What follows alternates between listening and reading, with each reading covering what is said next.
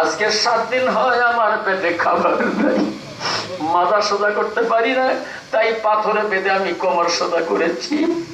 ও আল্লাহ, এত কষ্ট করেছে নবী আজকে মদিনার কবরে, দয়া করে মায়া করে আমাদের সালাম টুকুন সোনার মদিনায় পৌঁছে দাও। আল্লাহ খাস করে সাহাবায়ে কেরাম তাবেঈন বুজুর্গানে দিন যারা চলে গেছেন তাদের আওয়াজ সবার হাতে পৌঁছে দাও।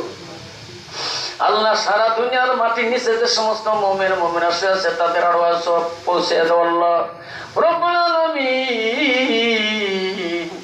বিশেষ করে আমরা অনেকেই বাবা হারা সন্তান, যার বাবা নাই রে সেই জানে বাবার কি বেদনা। মসজিদে বাবা নামাজ পড়তো, একটা বিস্কুট যদি পাইতো বাবা কোনোদিন খাইতো না। আল্লাহ, এই মাহফিলে যার বাবা নাই ওই বাবার কবর জান্নাত বানাইয়া দাও আল্লাহ। এই মাহফিলে অনেকের মা নাই, মা নাই, মা নাই।